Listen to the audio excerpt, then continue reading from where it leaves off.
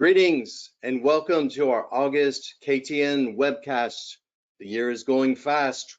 We're more than halfway through the decade of 2025 as well as the year of 2025.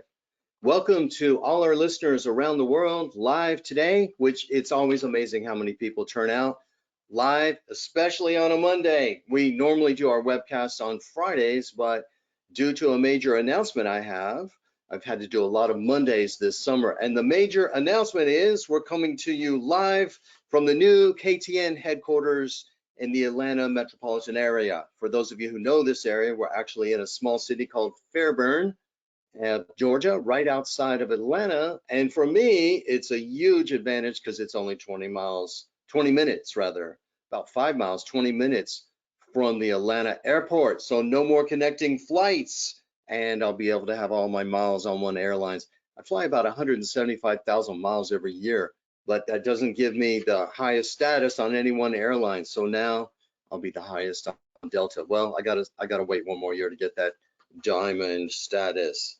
And then today we have a huge lineup. I'm going to do our shout outs here in just a moment.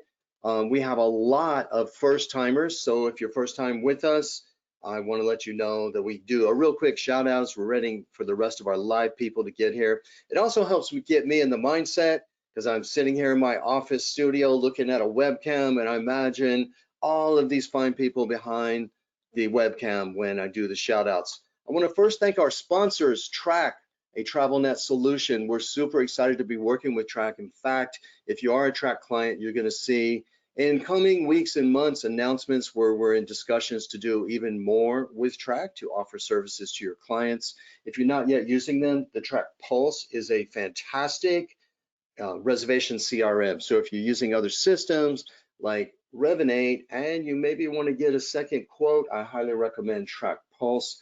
They also have the property management system currently offered to vacation rental management companies, short-term rental companies, and also condo hotels. But I wouldn't be surprised if they have it for hotels pretty soon. Travel Outlook, the premier hotel call center, also our sponsor of both of these companies since we started the series in 2023. So we're in year 3 here with both of our sponsors. Travel Outlook is an outsourced call center, third party. They do a fantastic job and will do everything possible to sound like your in-house on-site agents. They also have Annette, the AI tool, which will help you answer those regular, reconfirm, I have a question about hours of operation calls. So we're very grateful. As to shout outs, a lot of returners. I see you almost every time. Karina from Edmonton, thank you for joining us, Karima. Nizuk Resort in Cancun, Mexico, one of my favorite, most beautiful resorts ever. And I'll be seeing you at the end of September. Dulce, thank you for joining us. Viceroy Los Cabos, we have a couple of different people today. It looks like maybe from sales and catering. Angelisa and Genesis, thank you for joining us. We have quite a few new people. Let me finish up with some repeaters and clients. Mission Point, Leah, I have not seen you since I spoke at your sales conference on that very snowy day. I'm wanting to say 2019. I barely made it there in the blizzard. Rutgers University Inn and Conference Center, thank you for completing our Heart of Hospitality certification for all of your front of the house, front office people. And Janet, thank you for joining us today. Now, a lot of new people. We have a lot of signups in Washington State. I don't know if it was maybe a management company signing up a lot of people. Country Inn and Suites, Seattle. We have Brittany, a trip by Wyndham, Puerto Rico. Wow, we have Estella. I'm glad the Hurricane Erin passed you by, but it sounds like you got a lot of winds last night. Radisson, LaCroix, Wisconsin. Krista, thank you for joining us. On the West Coast today, wow, if you're joining us live, I hope you have some coffee. We have Axiom Hotel, San Francisco, Danica, and we have a few management companies, Orem Hotels in San Francisco. I think this might be your first time with us. Leslie, welcome. JC Resorts, Rancho Bernardo Inn. You were a client of my previous training company in the 90s. JC Resorts and Rancho Bernardo Inn. We have Ziski and Guyan. I hope you stay in touch and receive our newsletter. St. Giles Hotels, Kuala Lumpur, Malaysia. It's been 25 years since I was in your beautiful city, and I still remember it. I would love to come back. I remember specifically an excellent meal I had there with our colleagues. We have Hotel Development Management, Fatima. Thank you for joining us. You have hotels around the world. And finally, Kinseth Hospitality. We have Mihir. Thank you for joining us, Mihir. So let us get started now. A few minutes in, let's see our count. Oh yes, we have a lot of our attendees live. Let's talk about today, cooking up new hotel sales. Now, if you're joining me from another company, we do see you, True Place. Thank you for coming back. We appreciate you and other vendors that are with us. Really, a lot of sales can be applied, what we're going to cover today, outside of the hotel industry. If you're in the vacation rental sector of lodging, you have to sell to sign up those new homeowners. That's how you get inventory. If you're a technology company that's joined us today, you have to sell to hotels. So really these skills are universal. But throughout my career, I've been very vertical that we only do training for the hotel lodging. I like to say now the accommodations industry, because we have so many vacation rental management agencies. We have blended clients that have short-term rentals and also hotels. So if you're in even the tourism industry, and we have one destination management company on today, it certainly applies to everyone, but my vertical concept has always been in the accommodations lodging industry. So I hope those of you who are joining us as well enjoy it. Now, traditionally, we've covered in this webcast series many different hotel sales skills, but it's summer, it's a Monday. I thought I would switch it up a little bit and spice up our session today. We're going to use cooking and fine dining analogies to explore some of the fundamental essentials. Some people call them best practices. I like to call them best habits of hotel sales. So here we go. First of all, will hotel salespeople, as the years go by very quickly with the advances in automation and the generative AI and all the talk now of chatbots, will we lose our jobs to DoorDash? Well, maybe if you do the same things you always did. What makes me a little bit concerned for the future of our industry is what I saw happen to the transient, the social reservation sales. So years ago, I've only done this job most of my adult life. I worked in hotels from age 20 to 27, and I started my first hotel training company at age 27. And back then, everyone had on-site reservations. Now, a lot of you today still have on-site reservations. If you're a luxury resort, a destination resort, you have the on-site teams such as Nizuc, Viceroy, many others here today, Mission Inn. But today, brands have outsourced to the brand call center, which in many cases outsourced to the third-party call center, because increasingly reservations are booked through third-party OTAs. The explosion of OTAs, Booking.com, Expedia, and all their sister affiliates. Now, around 1999, 2000, I saw, this little thing called Expedia, which at the time was owned by Microsoft Corporation, and it was a fenced channel to allow us to sell rooms to a certain niche of the population, those who had home computers with dial-up internet in most cases, ding, ding, ding, shh, boing. And you could actually go to this cool little website called Expedia, and you could find some really good deals. So after 9/11, when all of a sudden the hotel industry was really slow for a couple of months, my previous company, HSA International, which I co-founded, we went out and we had this new class called cyber marketing, and we taught people how to sell their rooms through third parties like Expedia, which was a really good idea because only a few people had access. It was a fenced vertical niche. So you could basically dump rooms there when you needed to sell them at the last minute. Now today, it's almost the first stop for a lot of buyers. What I fear is we may see the same pattern happening for hotels. There's a lot of companies now that are trying to automate group and event sales. They're trying to centralize it at many of the brands where they're setting up city desk or brand regional sales offices. And then also there's other third thing we're talking about, which is outsourcing, like what we saw happen to hotels. So maybe, just maybe, some jobs in sales will be lost.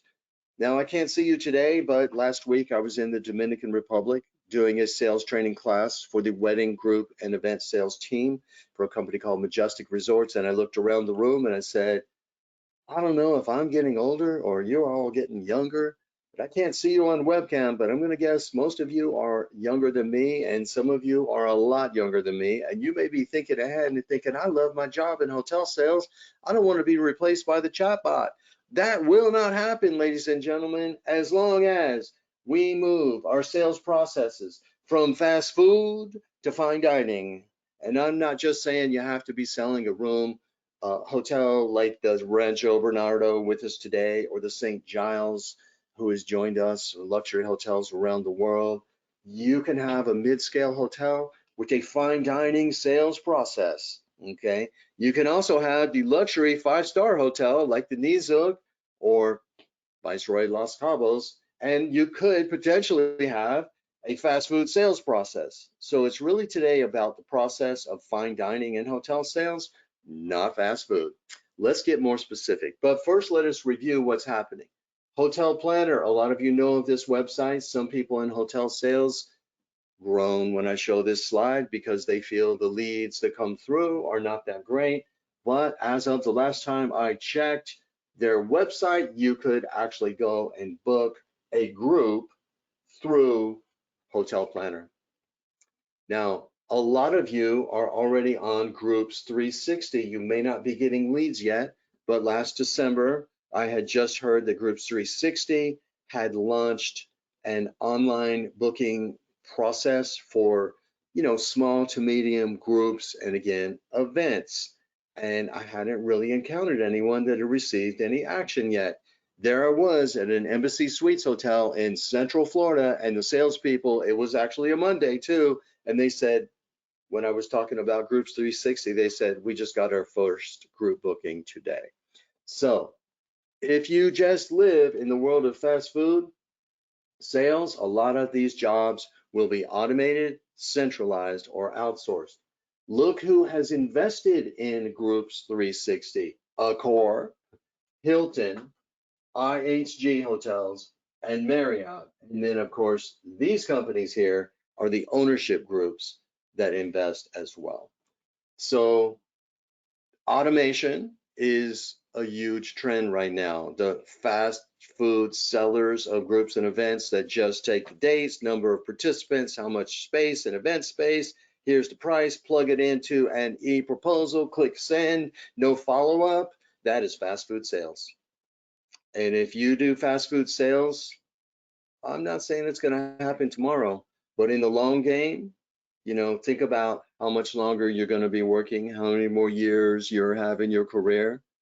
And if you keep doing the same things you did, you may not get the same results you always got, because a lot of that could be automated. Now, let's talk about outsourcing. There's several companies now that actually outsource, take on the sales jobs that are currently in-house on site on an outsourced basis. If you Google search this, there's one company, Giacaruso, who is a very smart lady named Tony Giacaruso. I first talked to her about 12 years ago when she started. In preparing for this class, I put in LinkedIn, Giacaruso Associates, and I think I was on about page 10 on LinkedIn when I still saw people that are working for them. And that's just one of many. There's a lot of companies now that have outsourced hotel sales because, once again, if we have fast food sellers, fast food sales processes that don't even sound like local in-house on-site people, why not outsource it and do it on a centralized basis? Okay. Some people call that fractional hotel sales. Instead of having one or two sales managers, you have a team of 5 and you have 20% of each of those. So I don't know, maybe you work for a fractional sales company and you can do a great job too. And certainly if you do, we'd love to help train you. We do train outsourced salespeople in different roles. We train outsourced guest hospitality guest experience providers. We train people that are outsourced reservation agents. But if you are in-house on site, let's get to work in the kitchen and let's talk about cooking up some new hotel sales with a process that is fine dining, not fast food. So to succeed in any type of sales, whether you're joining us from a tech company or a consulting company or the other people that watch this on YouTube with our many other listeners, being successful in sales starts with your recipe for sales success, the good old-fashioned recipe box. Now, I don't know how many of you cook, and it is nice to go online and you have your recipe. You know, I make a certain smoothie sometimes, and I have to admit I do search up that same recipe online. But sometimes I know my wife Kathy, she prints out the recipes. It's nothing like having that recipe that your mom hand wrote you. And yeah, you can have a digital copy, but the actual paper. So whether your goals are written in online or paper, I'm actually a hybrid. I've been using CRMs since the mid 90s. I do use it for my to-do list. I use Outlook for my calendar, but I still have a lot of post-it notes here and there for short-term things. So your recipe for sales success, I'm going to give you a really couple of key points here. When I have met the top salespeople throughout my career, a lot of times that's our clients. If you look at our KTN client list, the hotels that are already at the top of their game, doing the best job, those are the hotels and the companies that want to invest more in their people, because when you're doing great, you have to reach higher. It's like riding a bicycle up a street. You turn around, you're going to go down fast. The day you stop learning is the day your brain starts dying. So I have met a lot of salespeople that work for great companies that are on our client list that are at the top of their game. And I can tell you one of the traits I see in all of them is discipline.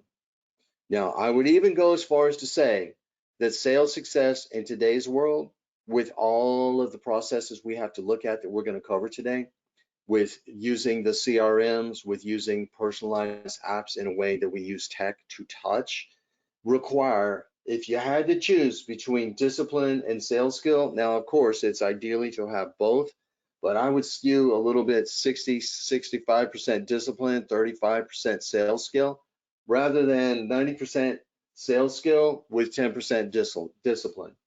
So I'm going to share with you a book that I've referenced many times in these webcasts. Last week, even in DR, where it's a Spanish-speaking country, they knew about this book. I highly recommend it. It came out in 2019, Atomic Habits.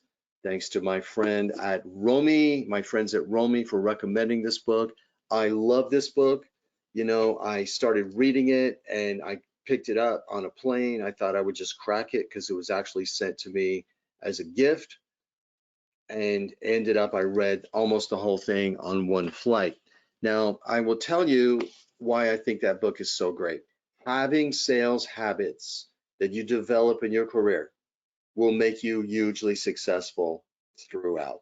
Now, when I started in my company, right before I did that, I came up through Bell Stand reservations, front desk manager, front office director, and then I went to hotel sales. And at that time, I started reading a column by a man I talk about a lot, Mr. Howard, the late Howard Fartag, who up until 2023 was still teaching at Virginia Tech University School of Hospitality, basics of hotel sales. In fact, he wrote his last book at age 89. He taught until age 93. Howard taught me a lot about organizing my processes. Very early on, around that time, Howard recommended a book that I actually read, When Good Isn't Good Enough by Ron Willingham. I actually checked on Amazon and this book is still offered. But I just want to show you, if you can tell, how many pages I have bookmarked here. Let me try to get a view you can actually see. But how many post-it notes are on here with underwriters? I read this book. I was inspired by this book. To this very day, the sales habits that I have in place that I use, that I'm going to share many of them with you today, came from this book. So if you want a more updated version, 2019, I think this was actually written in the 1980s when I was still working in hotels. So, recipe for success: establish and fully commit to your sales habits. So I'm going to give you a few examples here. The number one thing in today's world that we have to deal with is the distraction of technology. We many times come into work and we get victimized by our inboxes. Some people start their day at 7 a.m. when your alarm goes off and you look at your email. Okay, I have to admit, I do that after I've talked about in our hospitality training. I have my 5-minute gratitude moment where I wake up every day being grateful. First of all, that I woke up, wake for the health of my family and my children and my wife, for my health in that order, and then for all of the things that I have every day to be grateful for. And after that, I do check my email. Okay, and that lets me know if there's anything urgent. If you don't want to do it from home on the phone, that's fine. But when you get to your office, I don't know how maybe if you're a late sleeper and you're more of an evening person, maybe take a quick glance at your email. But the problem is when we open up that email, have you ever gone into your email to send an email and there was an inbound email and you got distracted and you forgot what you went there to send? Happens even to us on our phone. But before you dig into email, take control of your schedule, okay? And to the extent possible, and instead of being victimized and stressed by your inbox and your apps. So there's a thing on Facebook, I'm not a member, but it's called the 5 a.m. Club. I don't know if you've seen that in your feeds. Maybe you're an Insta person or TikTok, there's probably on there too, about the benefits of getting up a little bit earlier.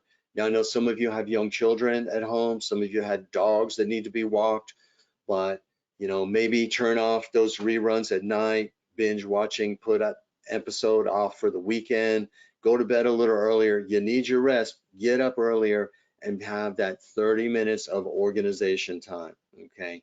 And then take a brief look at your email and your inbox, but then schedule time during the day for key things such as your follow-up, okay? Now, one of the things that when we get into the part about CRM, always, always, always follow up on the leads you already got that you're working and take a little bit of time for prospecting. If you want to do that, you must take control of your agenda. I'm not covering prospecting in this particular webcast, but we have a whole webcast on prospecting on our YouTube channel. And if you want to find time for prospecting, you will never ever prospect in your entire career. You must make that time. Okay, so whether you pick 30 minutes a day, which would be 2.5 hours a week, or do it on Tuesday and Thursday for 90 minutes, or do, however you want to fit it in, well, you must have time for your prospecting and you must every day have a timely follow-up. I will talk more about this as we continue on. All right, so now let me just get my notes here a little bit. Stock up on key ingredients and make sure we have the right cooking utensils. So we know when to stir, when to simmer, when to serve. We have what it takes to make that secret sauce, the recipe for success instead of winging it. Number one, an updated task list in your CRM or your Excel tracking. This is the key to being, remember what I said earlier about discipline over sales skill. So a lot of the sales trading out there focuses on, hey, the great conversation, how was your weekend? What about those Giants or your whatever sports team? All of that is important, but if you don't have enough organization to have conversations, to send emails, to send tasks, you will never benefit from that type of training. Okay, so we want to be tenacious and we want to be personalized. Follow-up does make a difference, especially when we're tenacious and personalized. Okay, so now let's talk about CRMs. I came from the tail end of the era of index cards. In fact, I think I bought a whole enough in the late 80s. I still have a box here I found when we moved to Atlanta metro area. I don't use them anymore for organization, but I'll tell you, it worked good. What was good about it, it helped us envision what a good CRM should do. You had a lead, you'd fill out an index card, and then you would file it for whatever date the next action step would come up. So I had a box from 1 to 31 representing the days of the month, and then I had September, October, November, December, and I would they'd say, give me a call on the 17th. Boom, put that card in there. Okay. Then in the mid 90s, I was a very early adopter. We moved to local area network land-based for my company of about 45 employees, HSA International. We had a VPN, everybody had a laptop. We had Goldmine. Actually, we had originally Act and then Goldmine, which was a Goldmine CRM. I will tell you today, Goldmine and Act did the things that we needed to do well, better than what's out there. Today, you have Salesforce, also known as Delphi FTC. Delphi is now, and then also Opera Sales and Catering. We have, those are the two biggest ones I see when I go out to do our sales training on site, in-person class. If you have a larger hotel, I go out and work with individual hotel teams, like I mentioned to Mission Point, Leah, and some of the others on the call today, also Nizuk. And then I always get to look and see what CRMs they're using. Now, I'm not saying who uses what here, but what I've seen is that these systems, generally speaking, have become so robust. They're built off HubSpot, Salesforce, or the developers seem to be so obsessed with adding new bells, new whistles, new automation, that they do so many different things that we lose sight of what we really, really, really need for it to do well. Okay, so if you Google search Doug Kennedy, hotel CRM, essentials, I actually wrote an article about this. If you're out shopping for a hotel CRM, if you can't find it, shoot me an email. I will reply with a link to that article. Okay, so we want to make sure that is going to allow us to do the things really well. Now, if you do not have one, Excel or Google Sheets. Okay, so what we need, this is actually my CRM here, and you can see, you can't see the names here, but you can see the dates when I developed this class, which was around the 6th when I did the last updates to this. From the screen capture here, you can see it has the client name, the hotel client name, the person's name, and the next step. So that is my task list. Okay, I came in early today. I knew I had to start at noon Eastern time. I started preparing here at 11, but I was here at 8:30 looking at my task list. Okay, and when I finish this webcast, I will be doing the rest of my follow-ups. When I have an office day, that's what I do. Last Friday, I was flying back from being out all week training in Dominican Republic on the plane. Yes, I cracked open that laptop and I did my follow-ups. Okay, so following up in a way that is tenacious and personalized. We'll talk about personalization in just a minute. But if you click on any of these, it links over to the client record. If you click on the client record, this is where I have all the notes from conversations. I have personal notes about my client. So if someone just had a baby, I can ask, how is Hannah doing? Or someone got a new dog, or someone just got back from a honeymoon or a cruise. I can be personalized. Some of you may think that's fake, but when I make my clients feel good, it makes me feel good too. And they do feel good when you mention and reference something special about the conversations you have. You need, for your recipe for success, you have to have the key ingredient here the key ingredient and the cooking utensil of a good CRM. Okay, now let me say one more thing. I've looked at all the CRMs out there. What I'm advising most of my clients to do is exactly what I'm doing here at KTN. I'm going to have our own software developer build my own CRM, okay? Because I do use Zoho. Zoho is like, it's actually getting more popular. It's very much like Salesforce. It's known more outside of the United States. But the other day I logged into my Zoho and I accidentally clicked the upgrade button and everything changed in my system. And I had stuff I didn't even know how to do, the old stuff that I needed it to do, and there were new features I never asked for. Okay, so I'm actually asking our developer to build our own CRM this fall the way I want it. And with AI now allowing and assisting computer programming, and with international outsourcing of computer programming, my guy happens to be a guy in Miami, has help around the world, and I'm going to have my own CRM. I would seriously think about this. If I was a hotel chain or manager, just do it yourself. These other systems can get very expensive. I was told recently they're charging a percentage of the transaction now. And then also anytime you need an upgrade or a new feature, they're going to say, oh yeah, well, I forget what they call it, their task list. Okay, and they never get around to it. So I would definitely recommend for hotel group and event sales, build your own. All right, now organize document storage folder in a systems that works for you and those who cover you. Now, if you have a good CRM, you can actually do this in your CRM and attach all the documents, all the emails. You can either email through your Delphi. A lot of people don't like to do that because it doesn't have your auto signature, but that way it will attach to the client record. Or if you're not using Delphi, you print the important emails as a PDF and attach it or file it in a folder system or copy the key emails and paste them. Okay. So what I actually do in Zoho is I put notes when I sent the email or when I received it, and then I can find it easily in my Outlook, in my inbox, or the various folders, which I'll talk about in a moment.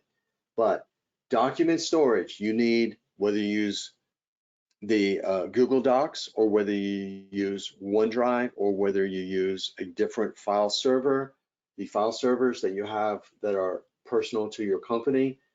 We as a team in hotel sales should have a specific folder system. When I do these classes, very rarely do I ever find that's the case. Each person has their own way of doing it, both for their documents and their email. So why do we need a systemized system that everyone uses, a consistent system that everyone uses? Because do you ever want to take a vacation and not get a phone call that someone is looking for a document? What would happen to you if you had a short-term surprise out of the office? You know, a lot of people use the expression, oh, if you get hit by a bus. It's a nice way of saying, okay, you get killed accidentally. But far more likely is that you have a short-term illness or a short-term accident and you're out for a month. What would happen to all those clients you care about? What would happen when you came back to all the leads you were working? You wouldn't be closed. No one else could close them because they would take forever to find your documents. Okay. And as recently happened a few weeks ago when I trained a client, they had a salesperson that left unexpectedly. Okay. And it was not a nice breakup. Okay. And so the corporate office, the leaders on site had a hard time finding the documents. They were there, they just weren't organized. So a separate file for your intercompany, okay? For your client documents, how do you organize them? Do you do it by client name, by account type, by account name? If you do that, you may have years and years and years of that same company or the hospital chain that's nearby or the corporation that's nearby or your military contact or the destination resort. You have the professional wedding planner who has done 23 weddings with you. That's a lot to search, okay, if you want to find a document. So within account name, maybe by year and month. Okay, so whatever works for you, but unless you're a one person solo, then okay, have a system, but maybe have a little sheet somewhere saved that you can decode it for others who cover for you. If you're a company, we should have a consistent system.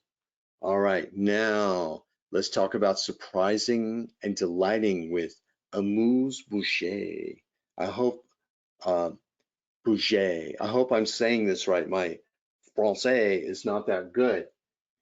Amuse-boucher is when you sit down at a fine dining restaurant and they bring you the water, they bring you the bread, and sometimes the server comes over and it's right after, or sometimes even before the server comes over, and they delight and surprise you with these little kind of like mini apps. But what's different, they're single bite complimentary dishes served at the beginning, or sometimes they're served in the mid-course as well to cleanse the palate. Um, they're complimentary and they're served to tantalize the palate before a meal. They're not ordered by the customer, but they're chosen by the chef to showcase the culinary skills and introduce exciting, unusual flavors in tiny portions. according to AI. Thank you, Google Gemini. So I left this image in color because doesn't that look tempting? Now, maybe not if you don't like sushi and caviar, but I think it looks pretty good for me if you walk into a Japanese restaurant. So surprise and delight your sales prospects with the unexpected. Now, this is not hard. This does not take a lot of time, and this costs you almost nothing, okay? What I'm going to share with you today. First of all, a brief introductory call to express interest. Now, if you call people, chances are pretty good you're going to get their voicemail if it's an unknown number. Little tip for you. Have you called a number from your hotel phone? Check what the caller ID says. If you work remotely, check what the caller ID says. We just switched at our new office. You know, I looked at Vonage and Ring Central. I went with Ooma, OOMA, very inexpensive internet-based system, and you can actually set the caller ID. So we have our caller ID set when you get a call from us. Before it says the number, and you may not know what it says, but call someone else and call a few different people and see what the caller ID says. Then they might pick up. But if not, it's going to say unknown or a phone number. You may get a voicemail. That's fine too. Leave your little sweet, delightful voicemail. Okay. I spend a lot of time on my voicemails when I'm recording a voicemail. Sometimes I do an accidental or I don't like the way I talk too fast, or I realize at the end the voicemail was too long, should be no more than 30 seconds. So I keep talking and I finish, and then I press on the keyboard the pound sign. Most of the time, you get a chance to erase and re-record. Not always, okay? So pay attention to voicemail. That will be your little introduction. Now, some of you say, Doug, if they wanted to be called, they would have called me. They did an electronic form. Some of you say, Doug, I called a person once and they were mean. There's always that mean person, all right? But most people will appreciate. Now, I'm not saying they're all going to be like, oh, yippee, a sales call. But if you call up and say, hi, this is Doug from Brand X Hotel, and I got your proposal, and I just wanted to talk to you, and I got a few questions, and you sound like Eeyore. Okay, they're probably going to be annoyed. They're probably going to press delete or save. But if you say in an enthusiastic tone, hello, it's Doug from Brand X Hotel, received your proposal. Just wanted to acknowledge, say how grateful we are. You reached out. I'd like to set up a call to discover a few more details so I can respond with something more specific to your needs. That's all you got to say, okay? So hit rewind on that if you want, or go back and look at our previous webcast where we actually have that. Now, if you do not have a phone number or it comes in through an application, an authentic, personalized textual response that shows you actually read the inquiry details, all right? So some of you have contact us forms that has the preferred method of communication, and they put on there they want to be text or they prefer email. Now, if you read this month's newsletter, I wrote an article about how to audit and update your sales inquiry form. Okay, and one of the things I don't recommend is having a communication preference, because if they imply that they want text, and then it might imply that they're opting out of the phone call. Okay, so I would rather not ask them. If they're giving a phone number, okay, I would make a call. But anyways, if you don't have a phone number or you call and they don't call you back within 24 hours, when I get a lead, that's the first thing I do is I call, and then I put it on my task list for the very next day that if they do not respond, or even if it's an early morning lead later that day, I will then email to follow up, and in there put some acknowledgement that you read the inquiry details. One of the biggest complaints people have that are planning events, groups, weddings, is that people don't read either the email inquiry or, for professional meeting planners, the RFP, request for proposal. All right, so paraphrase and restate what you found out. That will surprise and delight them, because your competition, chances are, is not going to do that. Now, other ways to surprise and delight: a short, personalized video email message sent by email or by text. Now, Leah, you were with me at Mission Point. We talked about this in 2019. You know I'm a huge advocate of this. I discussed it last week. In July, I was at the Hilton Barbados, Round Hill, Jamaica. I spread the word every day. How many people actually use this? I hope all of you, because if you want to get the same business everyone else gets, do the same things everyone else does. And right now, that is a fast food sales process. If you want to be the fine dining, okay, to cook up those new sales, put in some secret sauce, some key ingredients for your secret sauce, like Colonel Sanders' famous recipe, all right? But part of your secret sauce is to be different.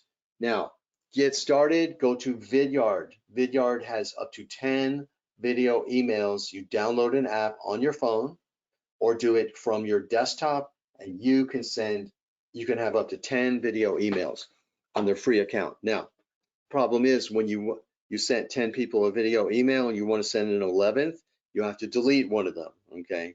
But you can actually tell if it's been viewed or not, so just delete one that's already viewed, okay? And these don't have to take a lot of time. This is how it looks when you receive it in email. This is a screenshot that I did of an actual email to contacts that we're working with right now at Margaritaville Hotels and Resorts. And I actually sent, now this is set up right here in my office. You can see I'm selling business to business. I happen to have a TV behind me. I have my old laptop powering the PowerPoint deck that is displayed here with the client name and their phone number. You do not have to be that formal looking. Now, if you have a TV, it's good to go to your conference room, or for mid-scale hotels, let's say Trip by Wyndham in the lobby, if you can go by and plug your laptop and an HDMI cord. But if not, just do it from your desk or go to your lobby. Do it from your phone app, okay? You can shoot it from the lobby. If you're selling weddings, you can shoot it from the wedding venue.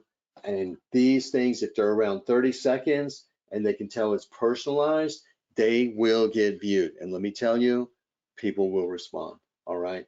Now, another thing we use video email for is we send out our holiday greetings. You know, we used to send out cards years ago, and then we went to, because so many people work remote now, that doesn't work. Then we did an email campaign, an email holiday greetings. How many of you actually read those? I know what I do now when I get them. I swipe left, delete, delete, delete. But what we do is we take our top clients every year. We make a separate PowerPoint slide for each one. We put their logo and their name. And then Kathy Cook, our executive director, also my wife, who's been with me 7 years, she joins us and we click through. We send short 30-second holiday greetings to all of our key clients. And then also I look through my task list to top prospects. Okay, so this is amuse bouger. Okay, these are extras.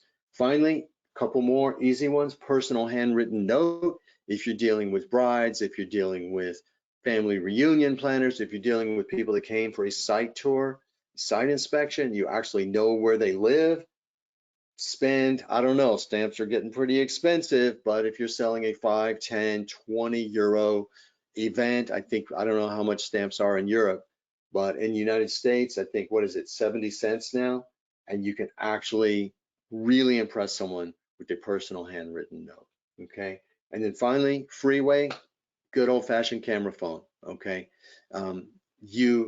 If you're in a resort area and you walk past the venue that you talked about, take a selfie and a candid shot, or just even a selfie by your logo or a selfie in your lobby, okay?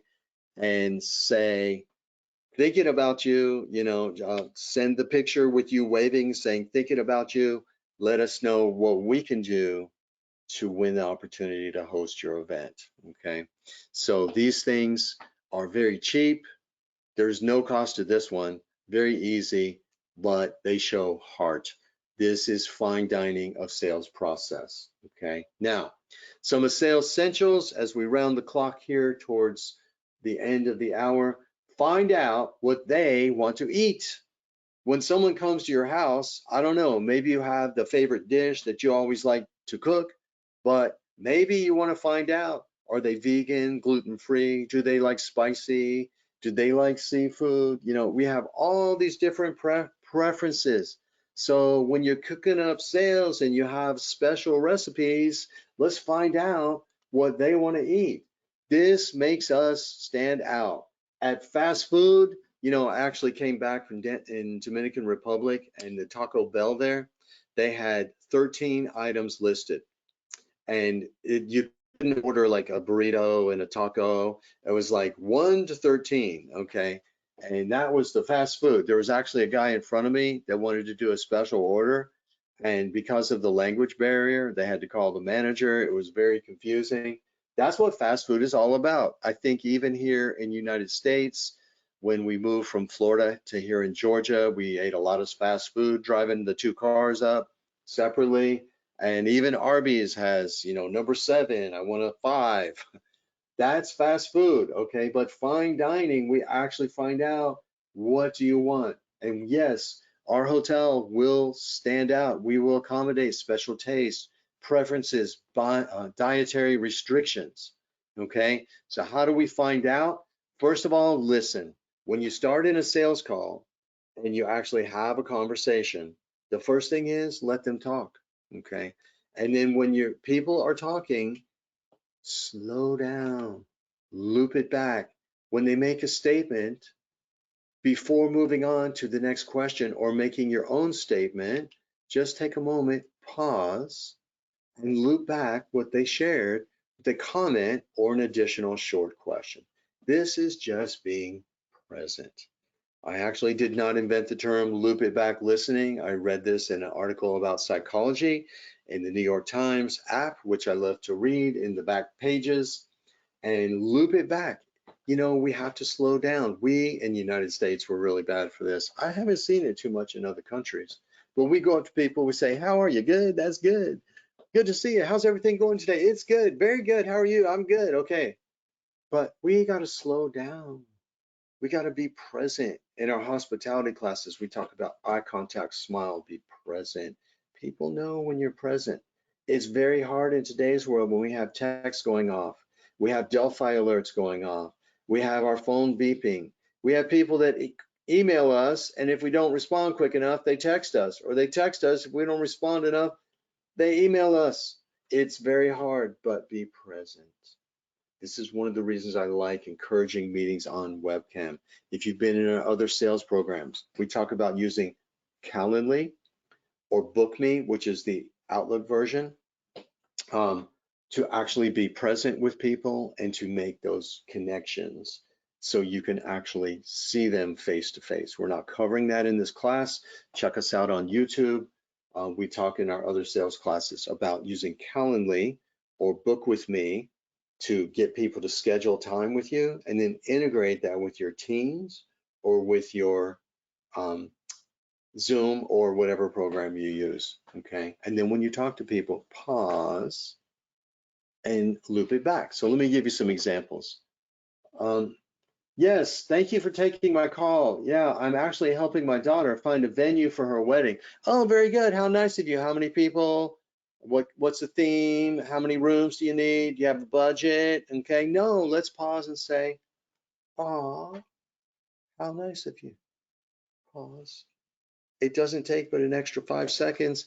And then she says, or he says, "Well, actually, my daughter is deployed right now, and her fiance has the hands full with the new baby."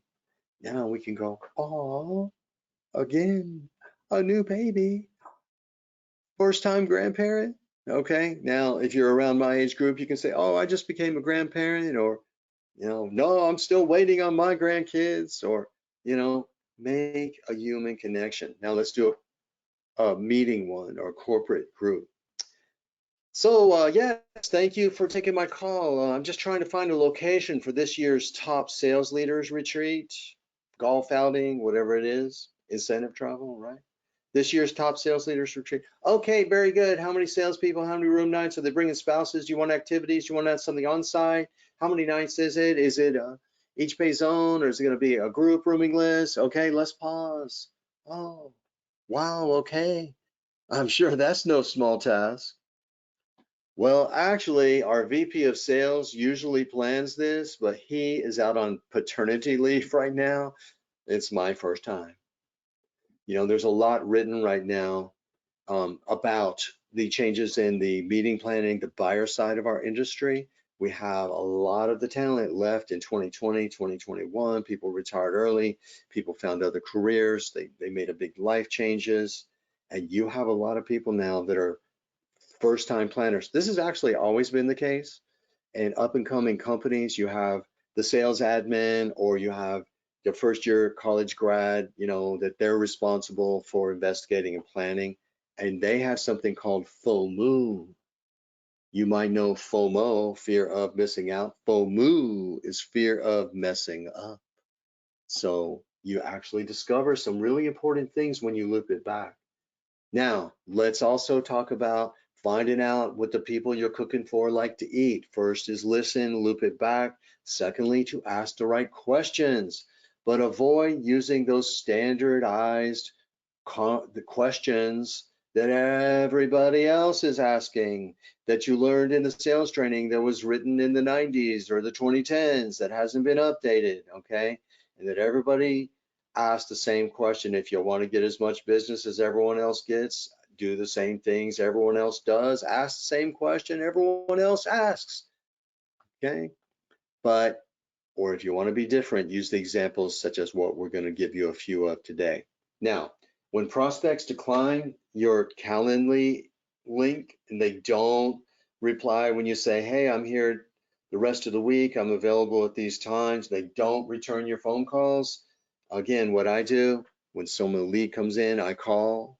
If they don't call me back, I follow up by email the next day and I try to connect before I have a conversation. In the email, I'll say, check out my Calendly link. You can click on that link and book a time with me.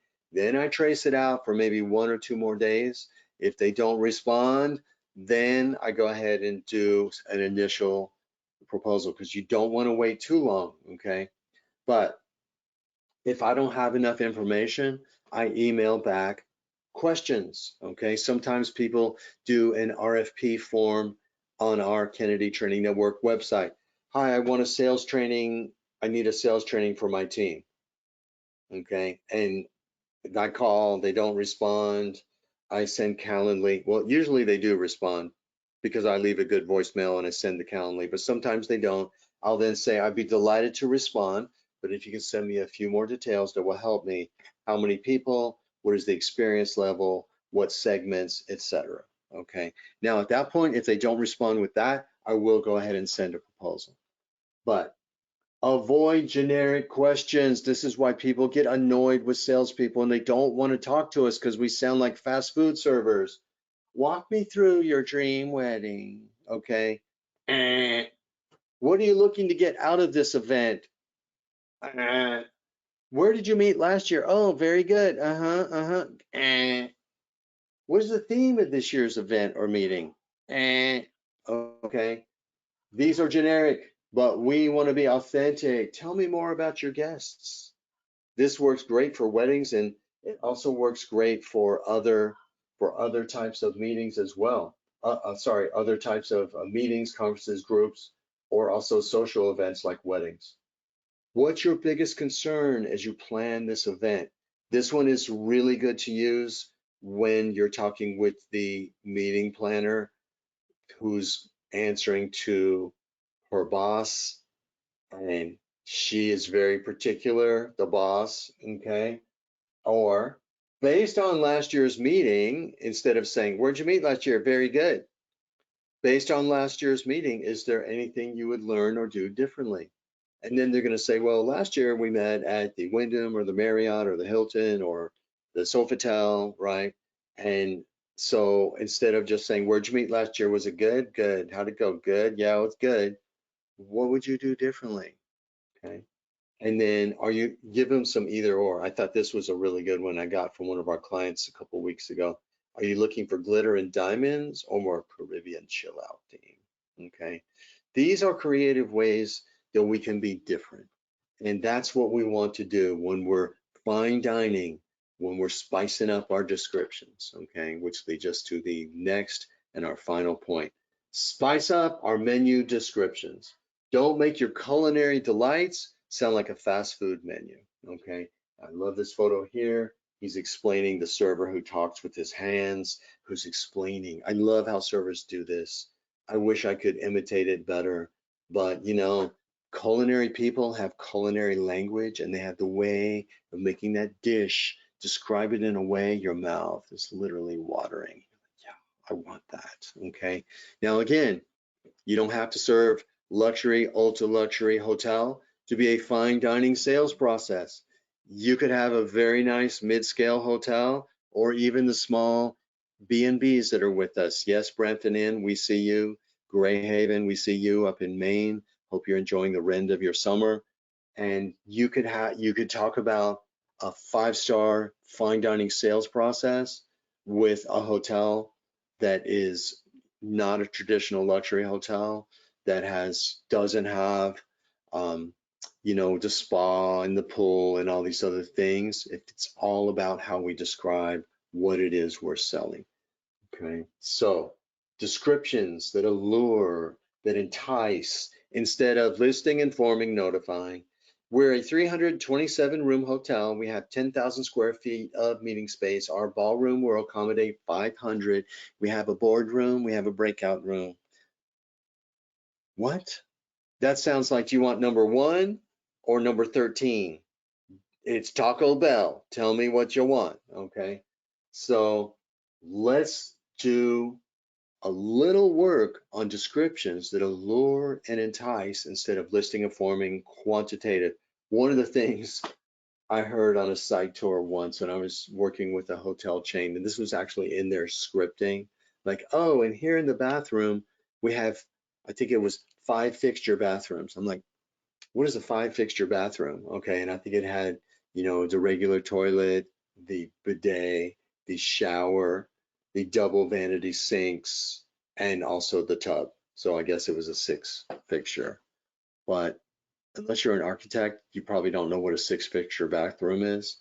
So instead of listing, informing, and notifying, let's do what servers do. What do servers do? They have the pre-shift lineup. They take notes at the pre-shift lineup. They find out words from the chef about spices, seasonings, preparation techniques. They work on their presentation.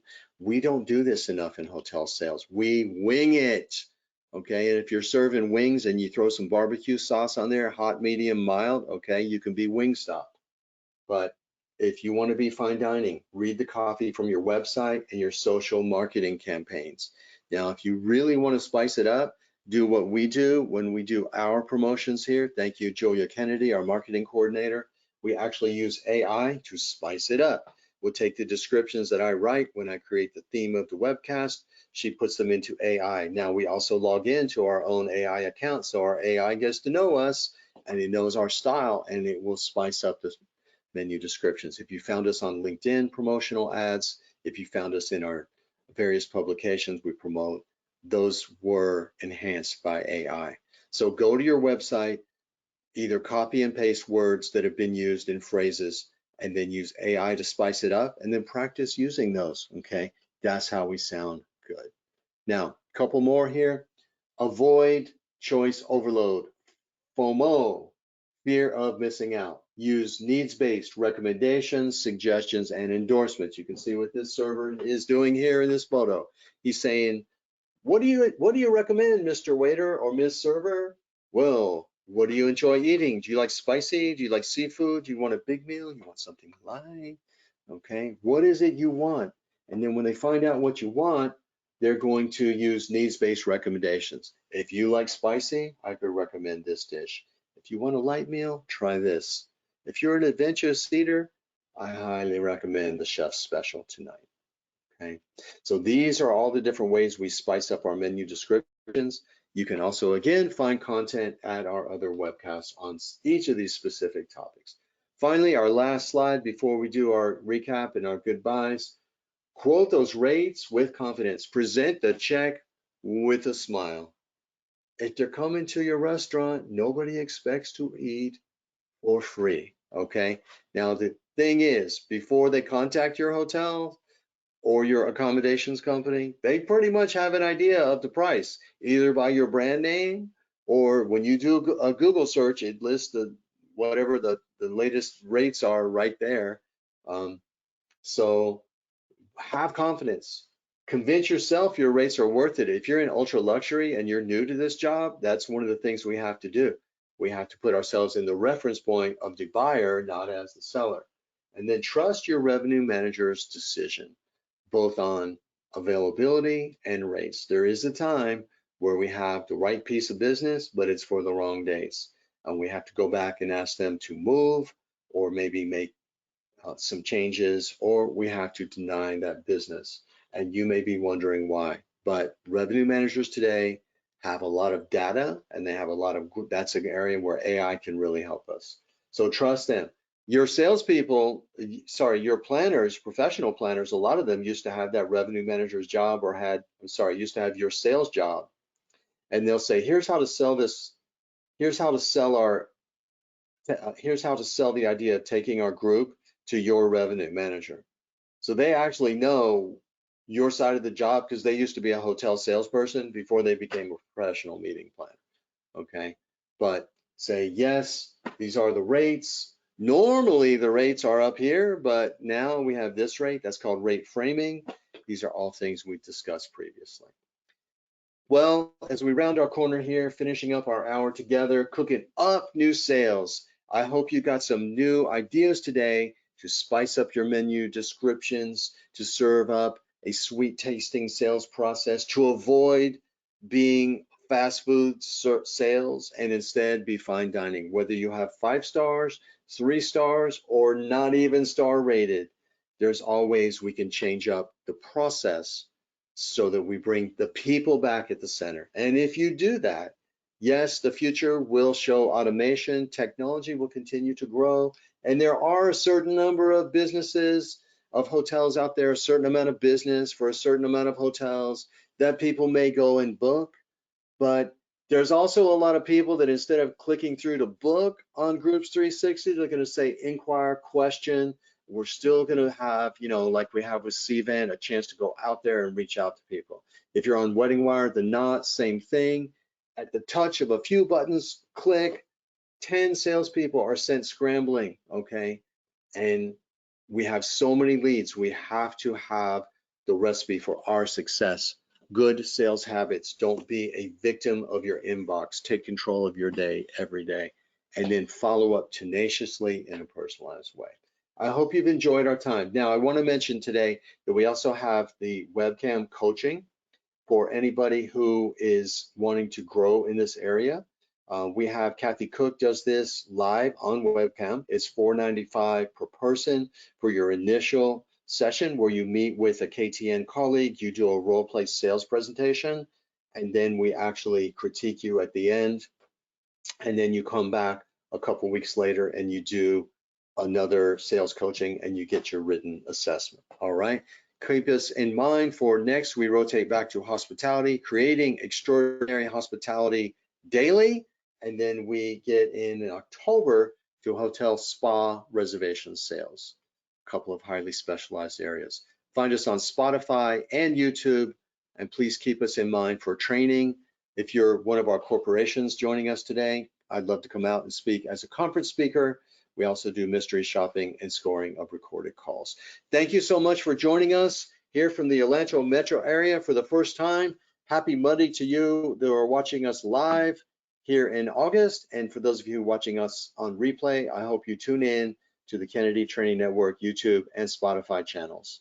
Thank you again for being with us.